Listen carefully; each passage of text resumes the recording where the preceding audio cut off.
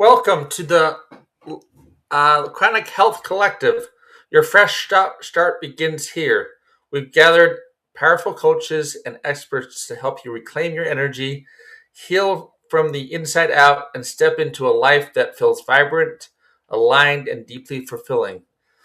If you're ready for better health, stronger relationships, and more purpose, you're in the right place. Hi, I am Cable Jones, and my guest for today is Amanda Kress. Hi. Amanda, professional. She was born training horses. She grew up She grew up with a lot of abuse, and as an adult, she shines a light on abuse of all types. She wanted you to know more than a brief professional bio as an introduction. So let's begin with a page out of her book. She says, "Hello, I'm Amanda Kress. I'm not a professional in the traditional sense. There's a me-shaped hole in the world, and it has many hats. First and foremost, I'm a wife and mother, and before I was both, I was a horse girl. As much as this life I'm living has evolved, these three things about me are the foundation of every choice I make. You may ask why being a wife and mother and a horse girl are part of my introduction. I'm teaching riding lessons, and in teaching riding and horsemen, I teach consideration, self reflection, self correction, observation, planning, problem solving, follow through, and honesty with self. My life mission is to help horses with their human problem. I do this by telling relatable stories, a majority of my family and our life lessons, often bringing laughter and joy to the challenge of breaking down what people think they know about horses and how it can be a better and cohesive relationship where the horse gets to be itself rather than a version we try to make it so we feel comfortable. I have reinvented the wheel with horse training many times more times than I can count. As a working mother, I don't take jobs if my children aren't welcome. So my focus becomes safety with horses and their owners, safety with any horse, so my children could be part of the environment and not a risk injury, so I could parent and work at the same time.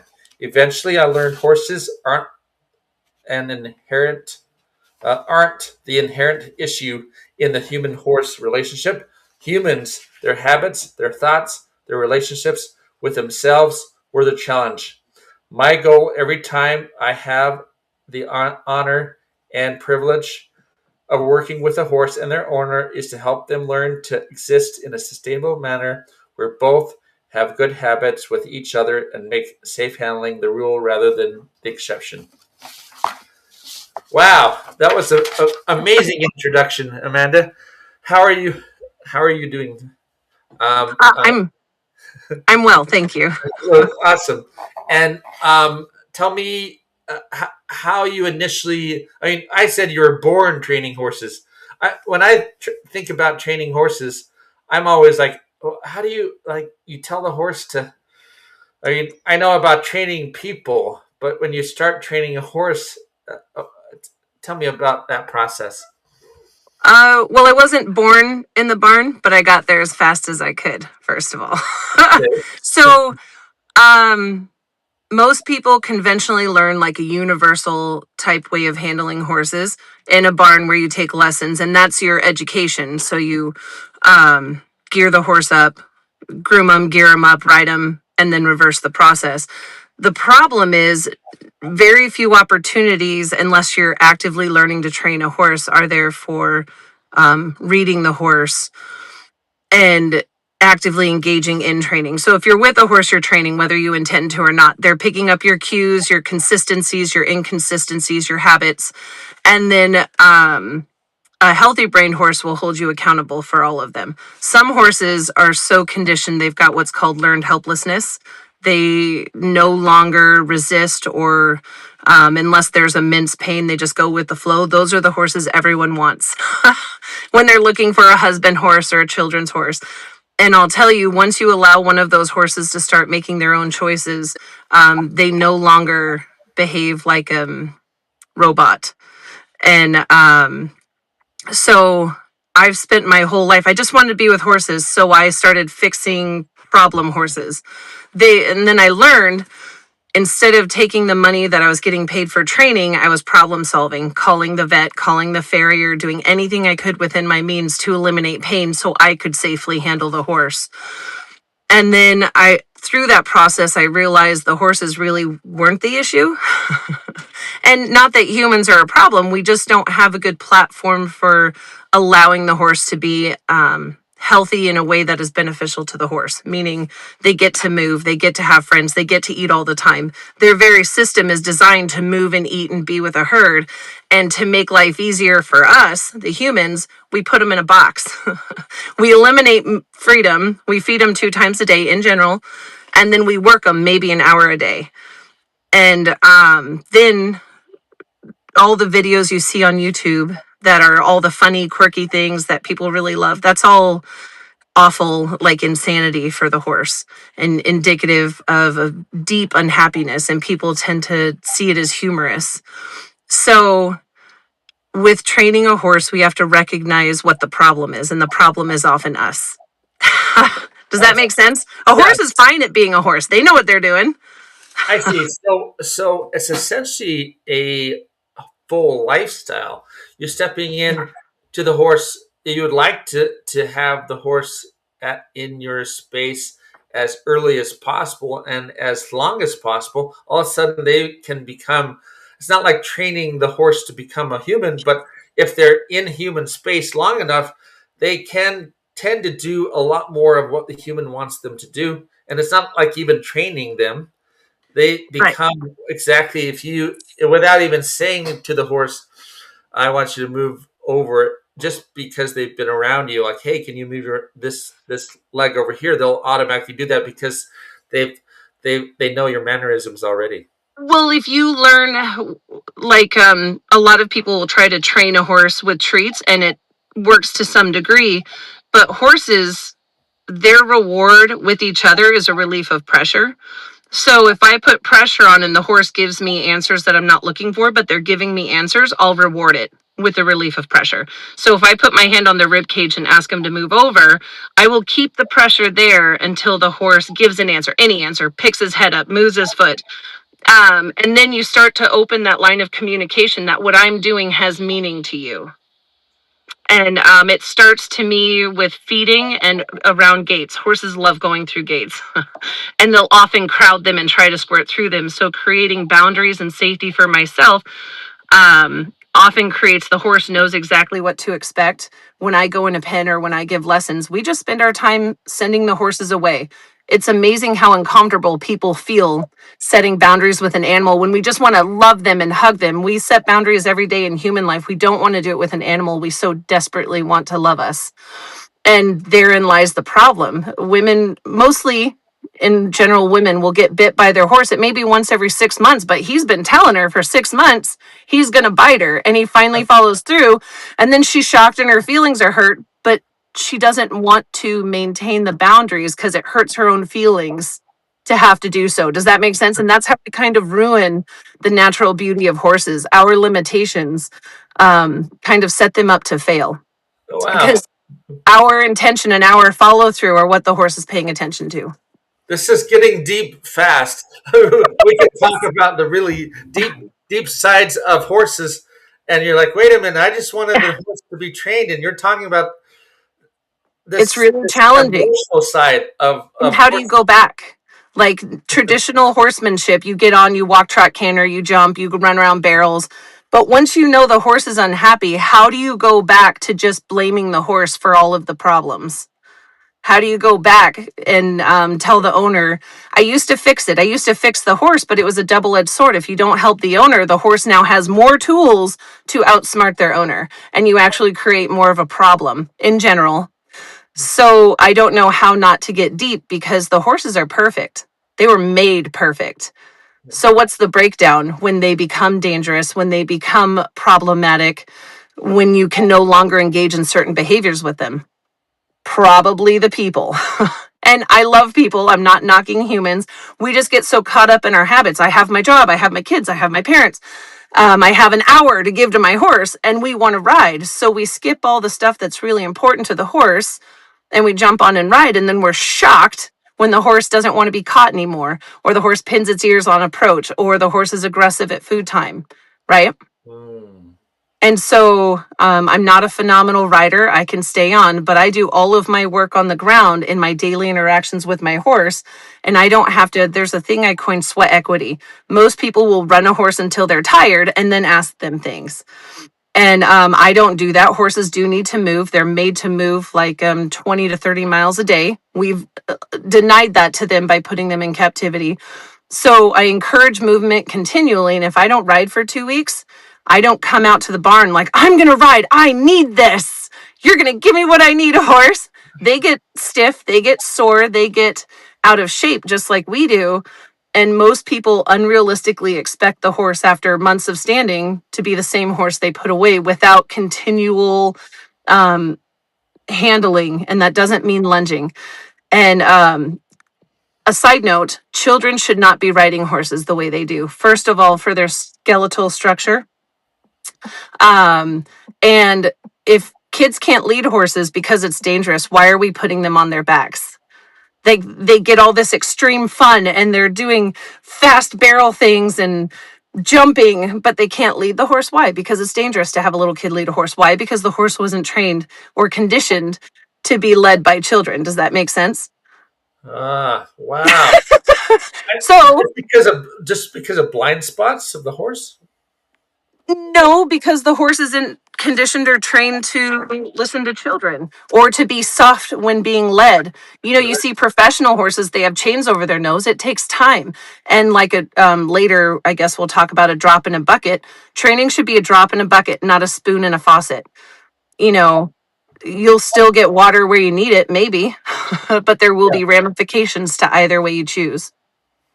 So you're saying down the line, children who are working with that horse, at some point the horse, uh, uh, it's not as not you don't have an adult around. You're trying to train a 1,200 pound, 1,400 pound machine with and things can go wrong related to like Well, if you think about it, children rarely have authority over themselves, over their schedule, over when they go to bed, when they get to play, they go to school and are told what to do.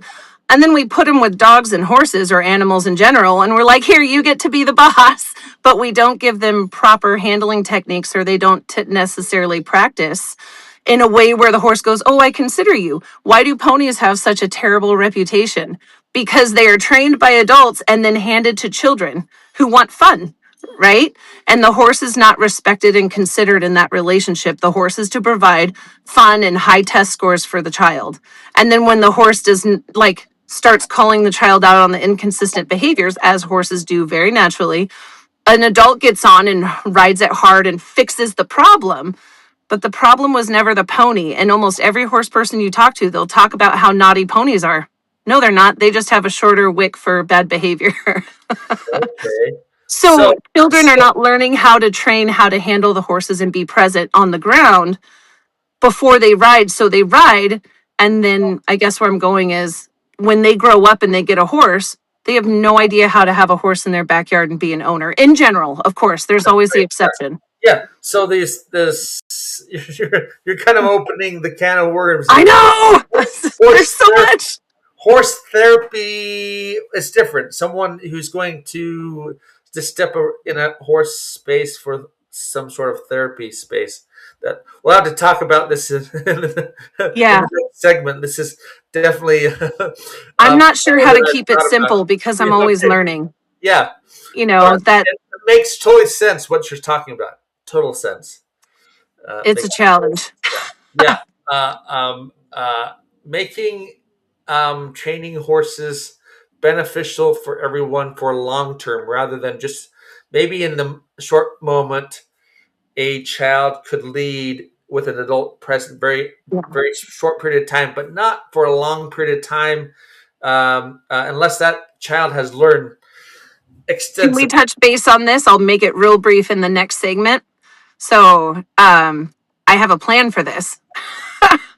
Well, next segment we'll speak about that plan. Okay.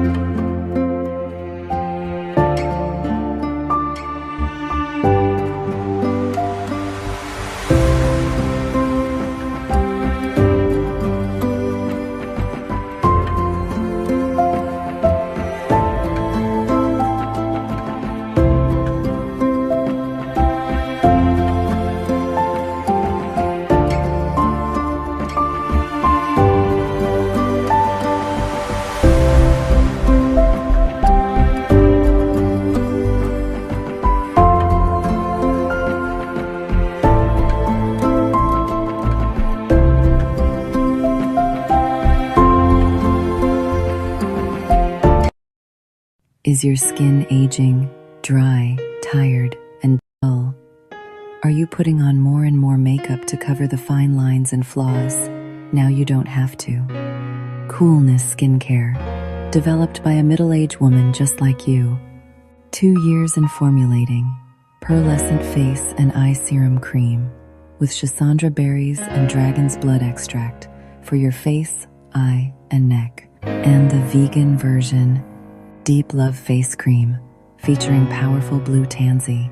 This face cream is everything you are looking for. Feel your beauty.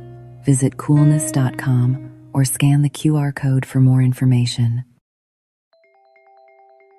Everything we're made of contains light. From the sun that feeds our world to the energy that flows within us. With LifeWave X39, we've found a way to put that light to work. With X30, we achieved something remarkable in the field of wellness and science that others could not.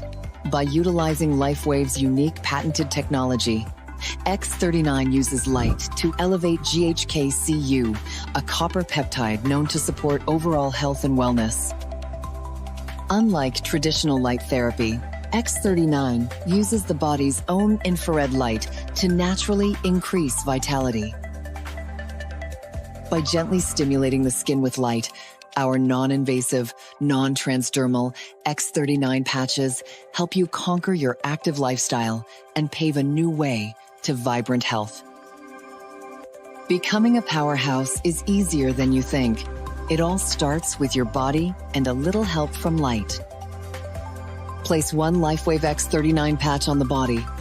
Apply the patch to clean, dry skin in the morning. Patches may be worn for up to 12 hours before discarding. Keep well hydrated while using this product. Harness your natural potential. Reclaim youthful energy. Live long, live well, live young with LifeWave X39. Be the light. LifeWave.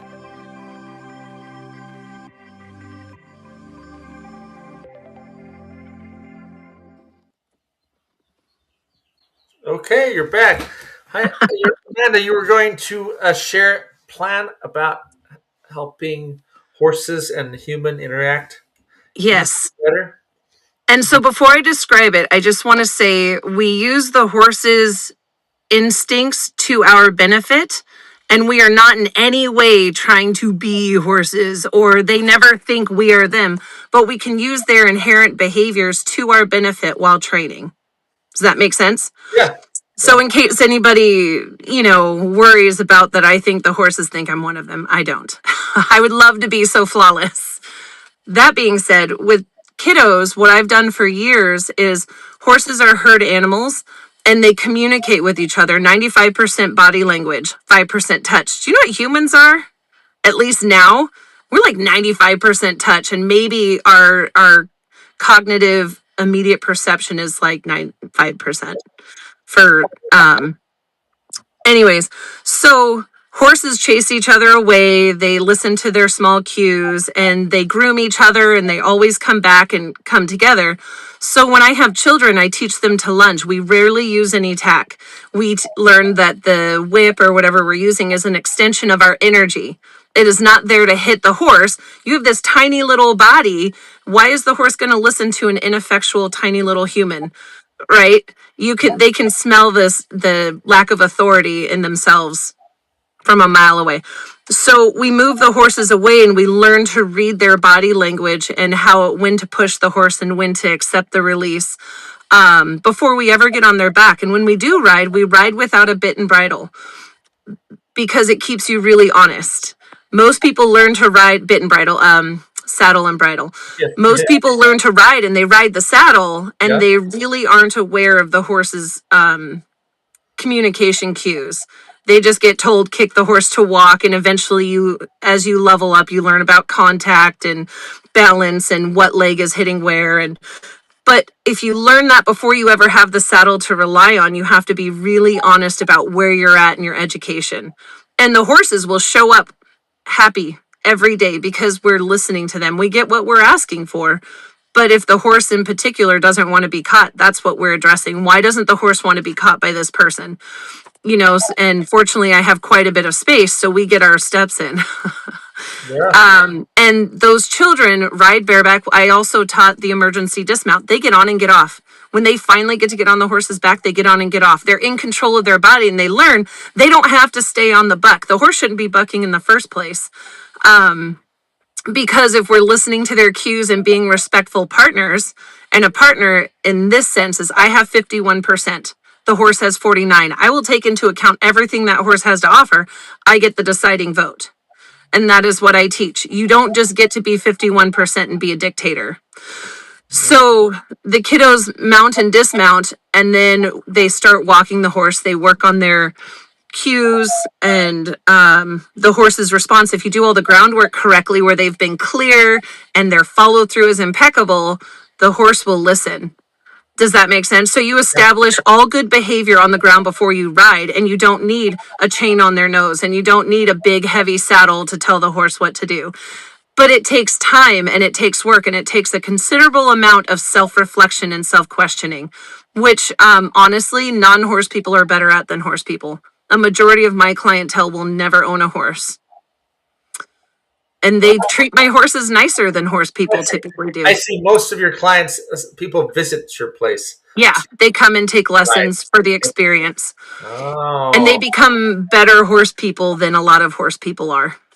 And it's not because anyone's awful or bad. It's just, if it's not broke, don't fix it. If what you're learning has mostly worked and you only get hurt sometimes and your horse is only kind of lame, why fix it? It's manageable, right? And there aren't a lot of options out there that don't require time. And most people, and especially today where we're conditioned for immediate response results, don't think to change their daily behaviors to have a better relationship and a safer relationship with their horse. And people usually only contact me if they're interested in horses but will never own one, or they've been hurt or scared by their horse. And then they'll start to do the work. How do we turn the tide to better? It's like we think about our own health, but then it's like a horse's health. We can't view the horse as a pet. It's just we've got to change the way. I think it may be too late to change most of the already existing horse people. Do you know there are 50 to 60 million horses in the world? No, I didn't know that. I was looking it up. And a majority of them are in the Americas. But I think we need to change the way people are entering into the equine industry. And change the way, like, it's so challenging with the way things are, to find land and to find a boarding facility. And a horse that was raised by humans and not in a herd cannot just go out into the herd and be healthy. Just like a homeschool kid versus being with public school kids, the rules are totally different. and it may take a while to get on the same page, you can really damage your horse by having it in a stall in arena riding an occasional turnout and putting it out 24/7 with the other horses. If they did not have the privilege of growing up that way, it is strange and awful for them. And I think some people forget that too. You have to recondition them to a life that feels better. Like if you grow up on junk food, healthy food, food that heals your body and nourishes your body, does not necessarily feel great initially. True. True. So Wow. we have to, one, be the change and find a way to reach the new people. But also, it's not a one size fits all. You can't cookie cutter everyone's personality into horse training. Horses all have different personalities, and so do people. And I haven't found a way to streamline it so it seems very attractive to people who already have something that's mostly working. And not everyone has trouble with their horses. Some people are fabulous. You can find fabulous horse people all over YouTube.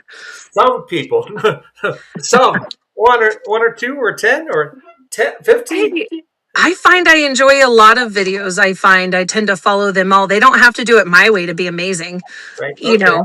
And but sometimes the breed you pick really sets you up for success. You know, quarter horses are America's favorite horse for a reason because they're really, in general, easy to train, easy to handle. They're bred for a job and they do it well. Friesians, not so many people love them once they get to know them. Yeah. They're a really intelligent breed, and in my experience, people see the beautiful black horse with a lot of hair and they want to love it and they want to spoil it and they want to braid its hair. And this horse is just like, I've got your number.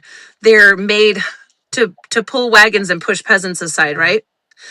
And so then we get them and we want to love them. And you'll watch videos. People get drugged. They walk with their head really high and Yeah. their chest is their presence. And that's not how it has to be. The horse doesn't have to behave and move that way, but it's just accepted as a breed standard in general. Yeah. Yeah. Yeah. Kind of reminds me recently the Kentucky Derby and the last place horse, won but the owner, the trainer, horse trainer was like, what's in the future for this horse? Is like, well, it depends on the horse, what the horse wants, and I thought that was a brilliant answer. Often we're determining what we do with horses, what we want, but often the horse, what does the horse want? That is the best perception ever. You know, my daughter and I did an outline, and we're in Alaska. We don't have a ton of exposure. Our experience is what's been made available to us. But the one thing we experience up here is people buy off the track thoroughbreds because they're cheap and they're often heartbreaking. They are started before their growth plates are even fused. They're started at 1 and 2 years old, and they're racing.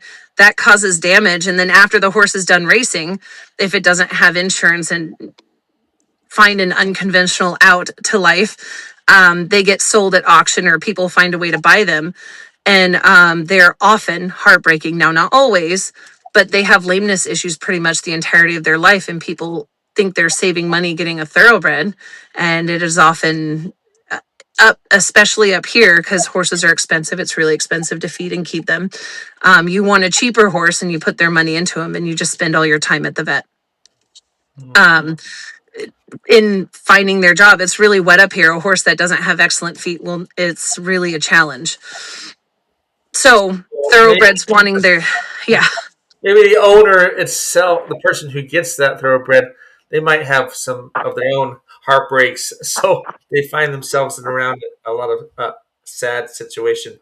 I think it's hard to find honest reviews on breeds because the horse, you know, any community, whether it's gymnastics or dance or dog shows, everybody is proud of what they know. And very few people are like blatantly wrong, but they'll fight about it and they will cause harm and they will be vicious because your views are different. Or they're trying to protect their breed. And so they won't really be honest. And so, or your friend is a breeder and seller and their horses may not be great, but it's your friend and you get a certain amount of money for helping sell the horse. So you're going to sell the horse to a new person and there's not really a standard.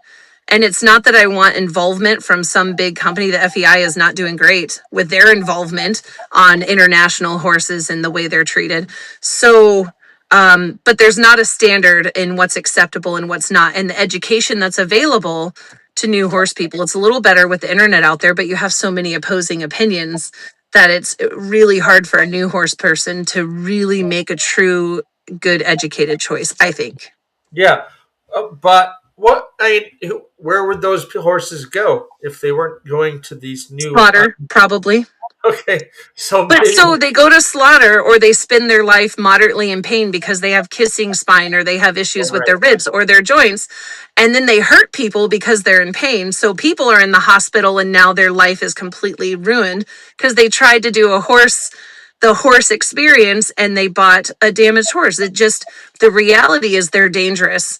And we need to do everything we can to ensure soundness, mental stability, and good health.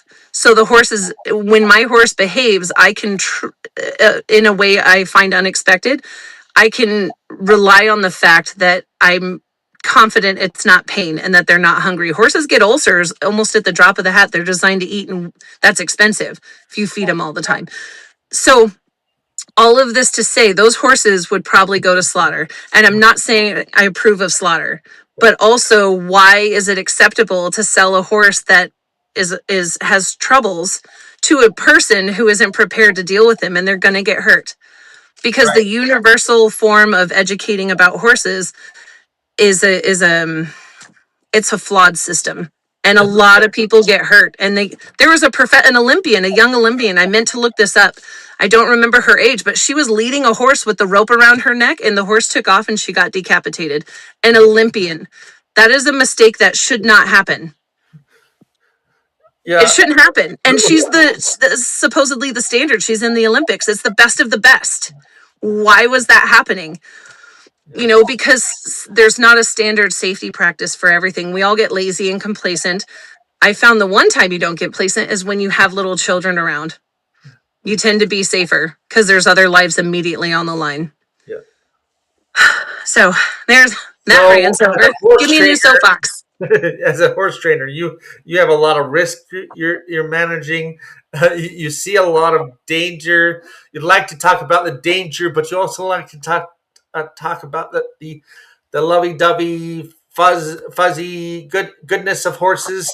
Horses are conditioned to be lovey-dovey. Really, they'd like it if you'd feed them, maybe groom them a little, and leave them alone. Everything we do is for us. If you really think about what the horse wants from us, it's very calm. Oh, I would like to bring up this point. Most people want excitement. When a horse is in his good nervous system, his parasympathetic nervous system, they are calm, they're relaxed, and people don't like that. If you have a calm, relaxing lesson, they find it boring. But if a lesson is really exciting and the horse has lost its mind and you overcame that, the horse didn't have a good time. Okay. So the horse you put away after any session is the horse you take out again.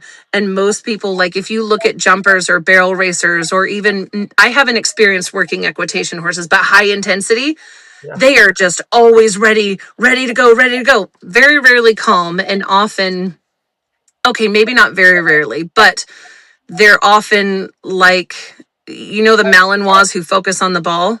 It's a working dog. That's what it's made to Yeah. do. When you allow a horse to only do its job, like barrel racing, they can almost become unhandleable. Like, I want to know who handles Olympic horses. This is the standard. We all want to ride in the Olympics.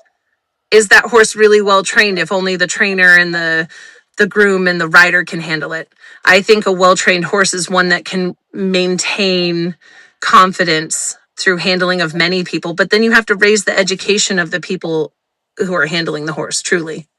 I think you're really describing this chronically healthy.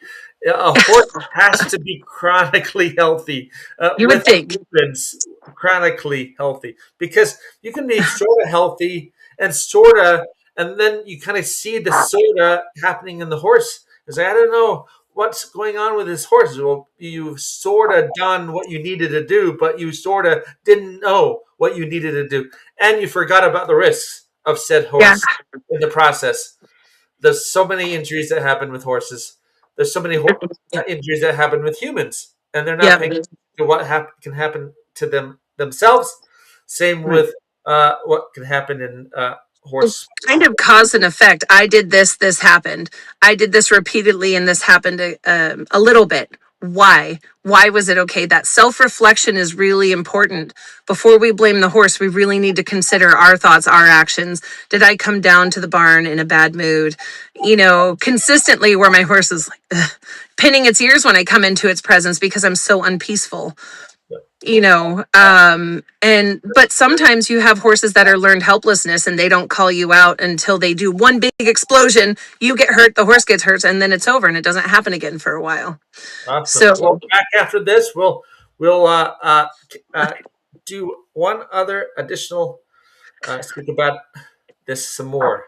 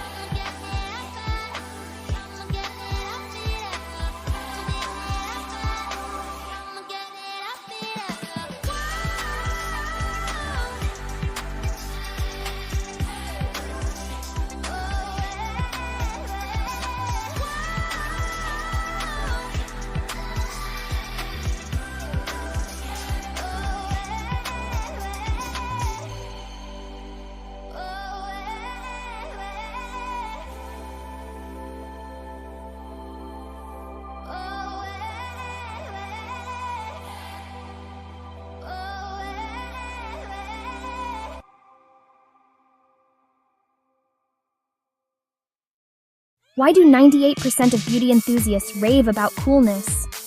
It's all in the blend of ancient wisdom and modern science. Introducing Coolness, Pearlescent Face and Eye Serum Cream. This powerhouse combines the antioxidative power of schisandra berries, the glow of pearl powder, and the hydrating wonders of dragon's blood extract. It's like a time machine for your skin, making it radiant, firm, and oh so smooth. Inspired by ancient Chinese traditions and backed by modern nutritional science, this serum cream is perfect for dry, mature, and aging skin. It's time to unlock your inner glow with Coolness. Treat your skin to the best of both worlds today. Hey, so we're back again. We've talked about so much. We've talked about the risks of horses. We've talked about the good things of training horses.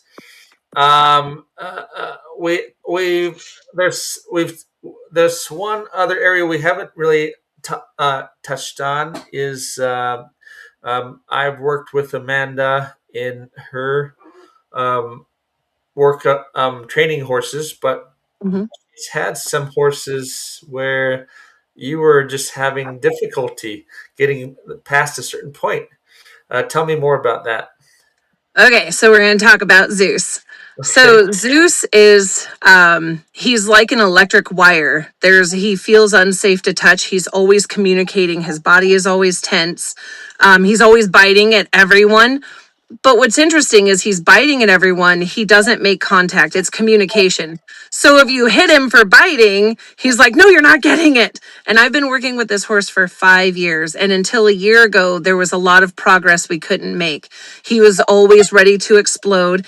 And I should note, when you're training a horse or helping with a horse, you cannot do anything or should not do anything the owner is not capable of or comfortable doing when you're not there.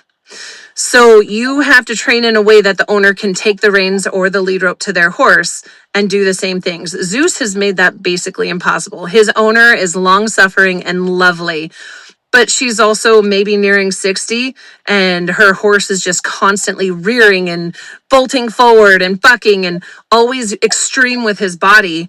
And until you help, like the vet eliminated lameness, we noticed there is some like stiffness in his hind end, but as far as conventional means, there is no help for him. I am the only help he gets. And so we work on relaxing. We do something called the Masterson method. We do release points along his bladder meridian, getting him to try to reach for a calm pause rather than a quick explosion. 5 years. And, if he could move more, he's in a conventional barn. If he could move more, it would be easier for him. But what we decided is he has a ton of pain. I cannot fix the pain. I am not a healer. I am not a veterinarian. I am just the trainer. So when you came in, he's like a block of melting ice. We did so much for him, Yeah. but he's still the same horse. Everything is just less. He's less intense. And we've really started rehabbing his hind end, and that has helped a lot. But he's still like, whatever training method I use, he still takes his focus back immediately and will try to eat the tree or nudge the other horses or anything we do. His brain is always gone and he's trying to bite everything. And so we're trying to help him eliminate whatever is in him that is making it hard for us to conventionally handle him. Yeah. Um, and his owner just wants to ride, and she's patient. 5 years of working this horse out, and she's closer than ever since we started helping. And you can talk about that.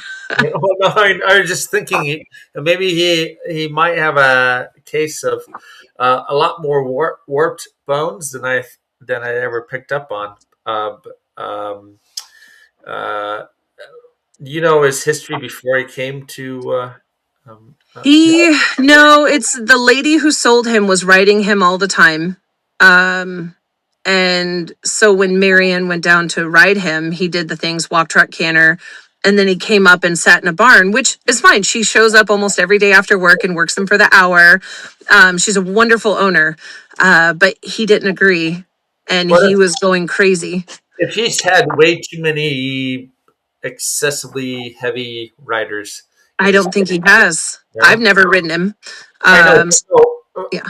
in his past, when he was younger. He's young. She got him at 4. So we don't know exactly how he was started. Okay, so it could still be his ancestors Yeah, that were yeah, really for sure. excessively heavy weight that could have caused excessive, and essentially he was born with in pain, high amounts of pain. And we haven't worked on that level to clear out his parents' pain. That Yeah, would probably be our next level of help to him. Uh, yeah. uh, He worries a lot. He doesn't stay calm for long. yeah. Okay. It does sound like his parents worried a lot, and his parents were, and the Yeah, grandparents, great great grand, all that worry came down to Zeus's space, and right. so if we can start working on helping his ancestors clear away their worry, I make would love to video a session of you working with him, because you don't know. It doesn't make sense until you see the horse responding to you telling me how to handle him. And just the way the negative or the painful or the whatever energy leaves his body, he's the best horse to show it what it is you do. yeah. Horses. I work with trainers. I've worked with Amanda and other people, and they say, "Wow, my horse has never done this before. They've never relaxed this much out." It's really connecting in with the horse and discovering what they require in order for them to um, say transform into a new creature, transform Yeah. into it's like a increased, very very intense. I mean, right before behind me, I have sound bowls. Mhm. Sound gong. Sometimes people step into a sound space and they're like, "Wow, that was amazing! That really transformed my body and mind to move forward in life. A horse, same way. If you can step into their space and like, okay, what does this horse need right now in order to relax in a way that they've never been able to relax? And it might be a special Mhm. type of touch to their ears or to their mouth or their hindquarters, or Or holding their tail. or holding their tail. And you didn't know. I was like, yeah, I want you to grab the tail, rotate it, pull it out, 3 pound pressure, Mhm.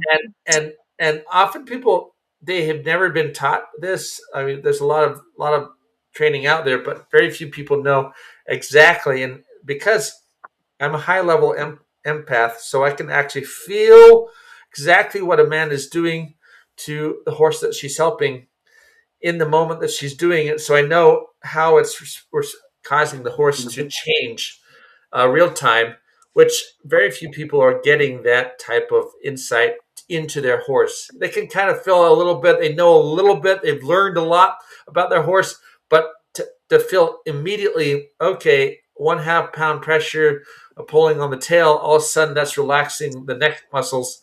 That's an entirely different Can I process. tell the story about Moon real quick? Yeah. So I was on the phone with Cable and one of my horses was laying down. And I was like, Cable, this is irregular for Moon to lay down this time of day. He goes, oh, he's choking.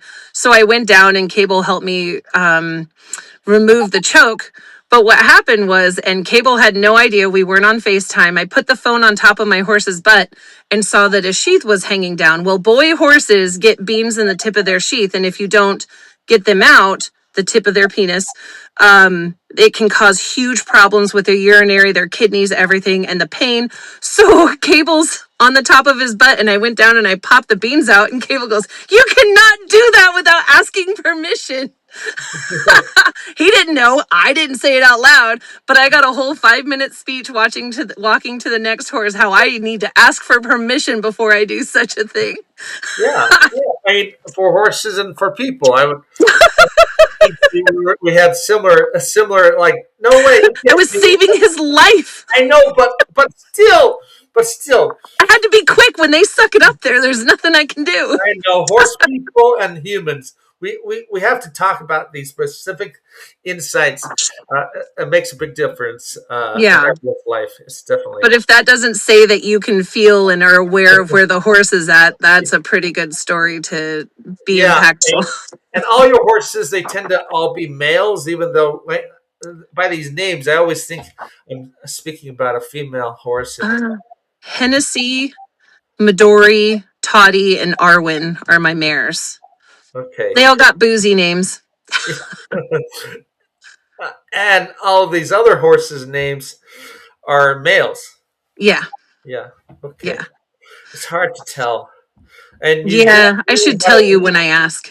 you just barely maybe is the horse's Maybe is here the one that just had the name. baby over at my friend Lisa's And house. hey, baby, and you name the new baby's So the name new baby is Impossible. The possible. one that died last year was possibly, because mom is maybe, daughter was perhaps, and so it's kind of a theme. I don't know how you keep track of this. They're These names. horses, Cable. I Is know. there anything better other than family? Horses.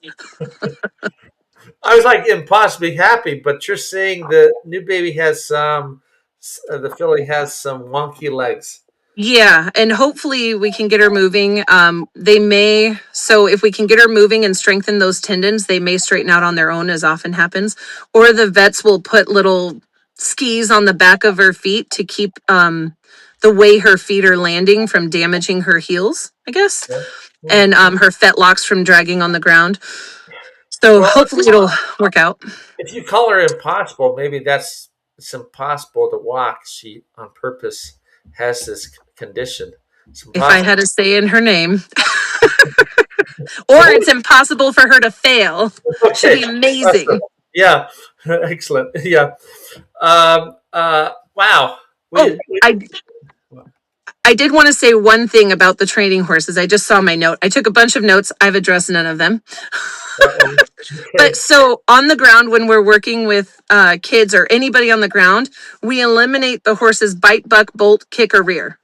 So if you take away those big, loud communications, you have to learn to listen to the quieter ones, to honor what the horse is telling you before they feel like they have to yell. But if you eliminate the need for those loud communications on the ground, the horse doesn't engage in them when you're riding. Very rarely they explore their behaviors when you're riding, but it shouldn't become a habit because we problem solve why the horse was yelling. Like if a horse rears, I will run at them. I want to be shockingly awful. So the horse goes, huh, why did that happen? And then I will problem solve why the horse reared so we don't have to do that again. But if a horse rears and I back off, they can go, oh, that worked, because horses learn by association, right?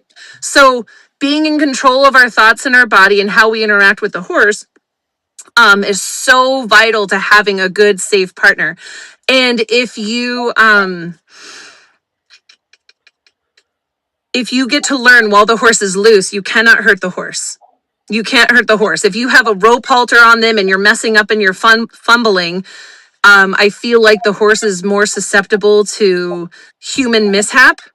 And it's kind of unfortunate. They'll be okay. We're all okay. But I feel the safest way for the horse to learn through our humanness and our learning to move our bodies and read the signs. If they're loose while we're learning, they're going to love the process and spending time with us more or look more forward to it and be more accepting.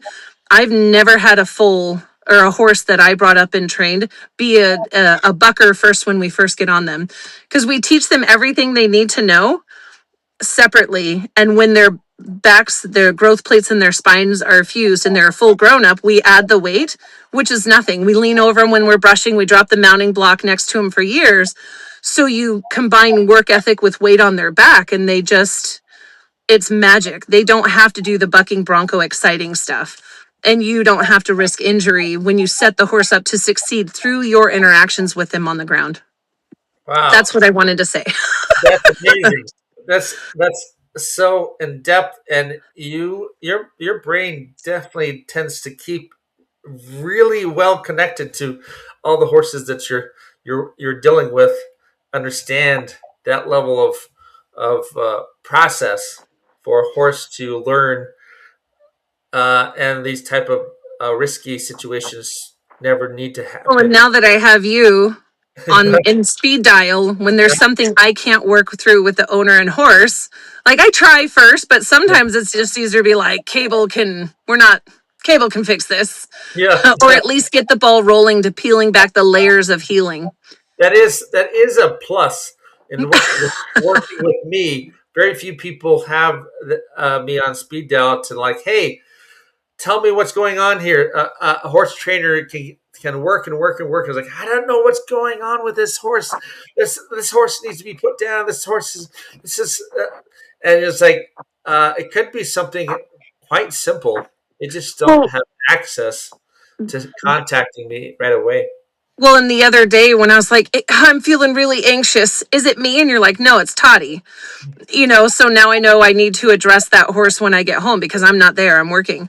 And that's really handy. If my first $1 million is going to you, Cable. Yeah. And I Hey, won't even take the credit. I just want to work with the horses and help them be happy and well balanced and humans to be safer. Right. yeah. And I'm not skilled enough to do it all on my own. I think we really need a team and a village for overall health for ourselves and our animals. And that's why people like you and I think Andy as well are so vital to everything, every area of life, but horses in particular. This has been an amazing conversation about horses and how to train them and how to be friends to them and how to keep them safe and happy and our lives also safe and happy. That's all. It's beneficial, and I'm so glad that you came on as a guest today. And um, Thank you thank- so much for the invite. if today's episode spoke to you, don't just watch. Take action. Book your free consult with one of our expert coaches at chronichealthcollective.com for personalized support. Subscribe to our monthly magazine for powerful tips from all 10 coaches at Chronic Coaches to elevate your health, mindset, and relationships. Join us live every Tuesday at 7 p.m. Central Standard Time or catch past episodes anytime on E360 TV or youtube.com at Chronic Health Collective. Thanks for tuning in. Your transformation starts with one bold step. See you next week.